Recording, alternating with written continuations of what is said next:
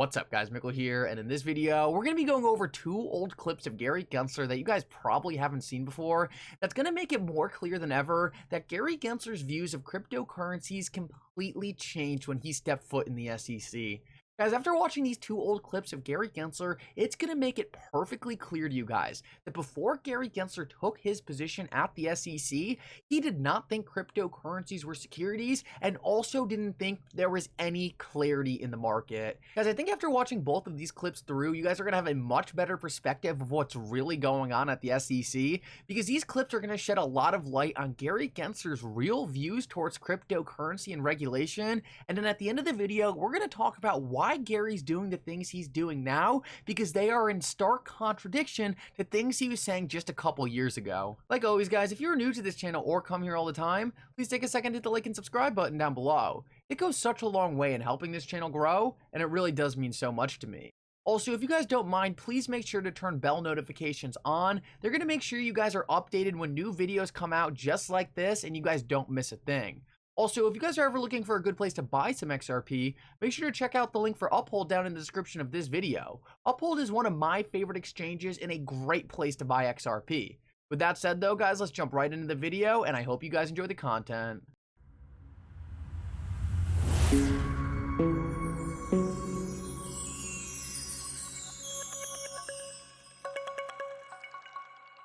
Real quick guys, MOO-MOO is a great place to buy and sell stocks. MOO-MOO is a regulated exchange with a great interface.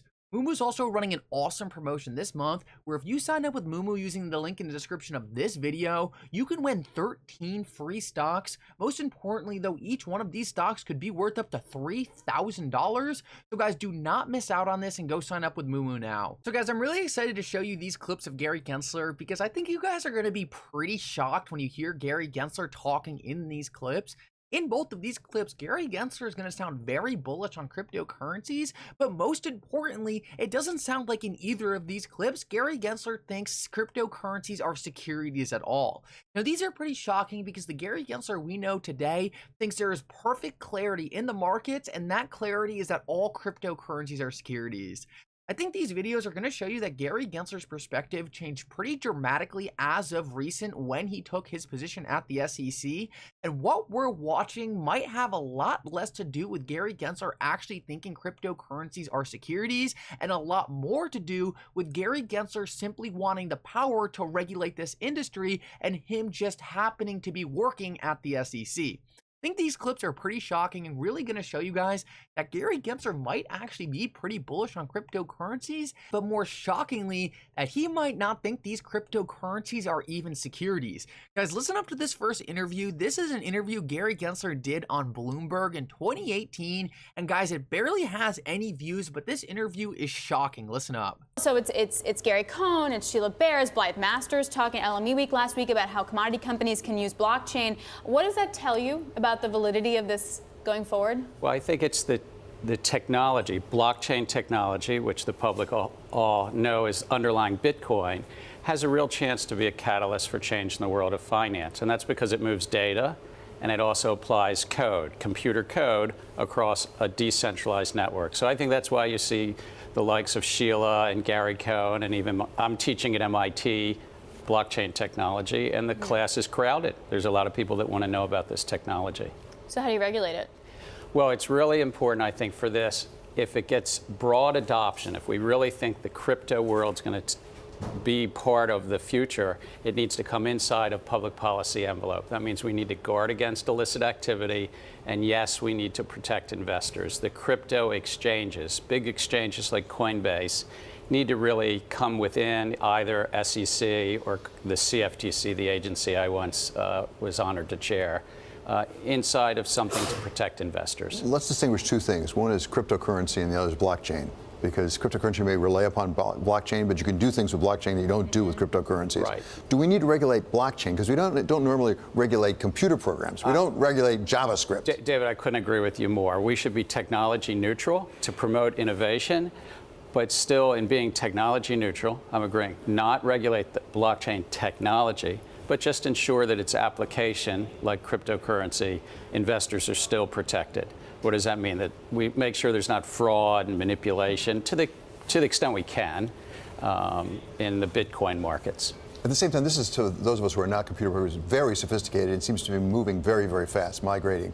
Do we have the personnel within the federal government to actually be able to understand this enough to really know whether there's fraud going on or what's going on? Well, it's always a challenge. That was true when the internet came along in the 1990s as well, and you're right.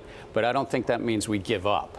We still should try and protect investors. And then there's more confidence in markets. And where there's confidence in markets, then more people can participate. What are the likelihood of a cryptocurrency futures options market? Well, we already have something called a Bitcoin future on the Chicago Mercantile Exchange. There's even futures on some other contracts called Ether as well on overseas markets. Now, you're asking whether there be an option on that future. I think it's in our future, to excuse the expression, but it's somewhere in the next 6 or 18 months. I think it will be there. How relevant will that be to then help form regulation? Like, what's the feedback loop for that? Well, I think to the extent that the international regulators can assure for more confidence, that the viewers of this program can say, all right, I'm comfortable, I can do this, and big asset managers can invest, you'll see more potential adoption. But at the core, also the technology, David, blockchain technology, has to have a place. And right now, it's more hype than reality. The largest uses are still quite small. And the technology, I think, is probably 3 years and maybe 5 to 10 years away from really being able to be scaled. Visa moves 25,000 transactions a second. Bitcoin moves 7 to 10 transactions a second. So there's still, but I'm an optimist. I think the scaling issues will come. So assuming we will have the regulation you described, we're sort of like back in 1933 with securities. You know, where should that regulation come? I mean, you're obviously from the CFTC, you believe in the CFTC, but why there rather than the SEC, for example? Or maybe there's an entirely different new regulatory body. I'll even be regulator neutral as well as technology neutral. I think the pure cash cryptocurrencies like Bitcoin need more protection, and probably more protection than, frankly, even the oil markets or corn and wheat. Whether that's the CFTC or the SEC, I'll be neutral. I think the CFTC has good skills. So boom, right there, Gary Gensler literally admits that cash-like cryptocurrencies like Bitcoin, cryptocurrencies like XRP should be regulated by the CFTC. And he even says the CFTC has good skills and he thinks the CFTC should take on these assets. And the funniest part about this interview is since Gary Gensler took his position at the SEC, he has never mentioned cash-like cryptocurrencies again.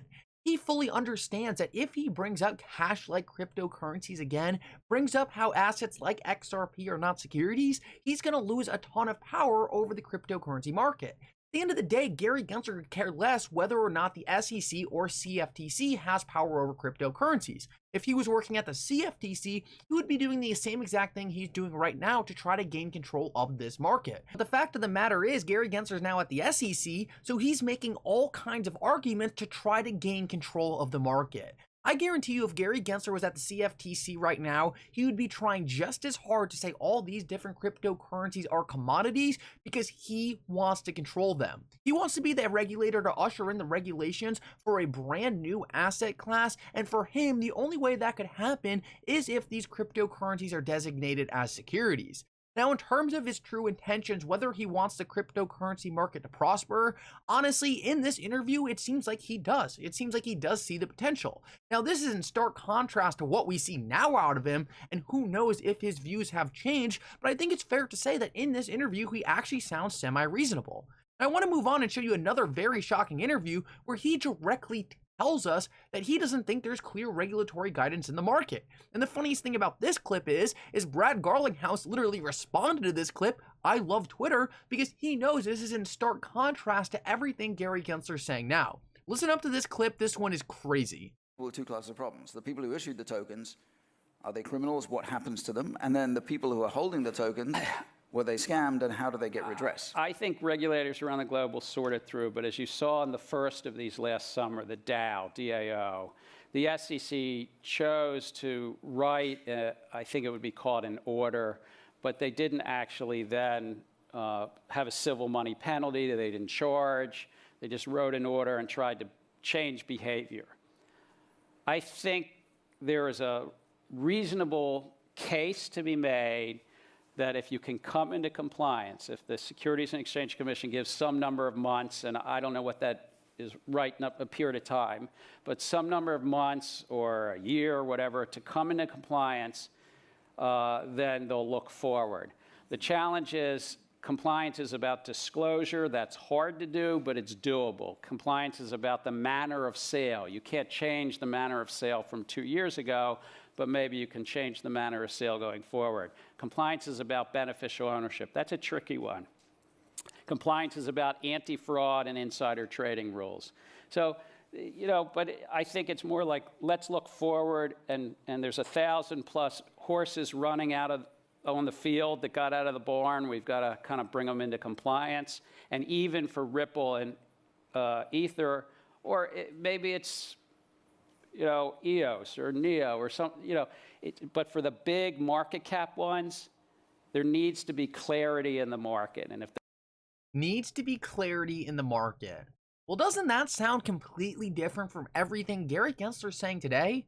Guys, Gary Gensler knows this market needs clarity, but there is one huge issue with him saying that. Clarity in the market today means cryptocurrencies are not securities, and Gary Gensler wants control of the market. Guys, at the end of the day, Gary Gensler doesn't care if cryptocurrencies are securities or commodities. He knows that technology is going to work either way. What he wants is control of the market.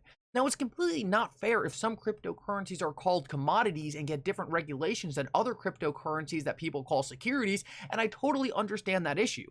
But the fact of the matter is, I think we can learn from these clips that Gary Gensler is saying whatever he can to try to get himself power right now, and he fully understands that most likely cryptocurrencies are not securities. And he also fully understands there's no clarity in this market, and without clarity, he can try to grab as much power over the market as he can by making crazy statements like, well, I think it's clear, this is all under my jurisdiction. Anyway, guys, I hope you enjoyed the update. If you did, make sure to like and subscribe. It really does help me out so much. And for now, Mickle out.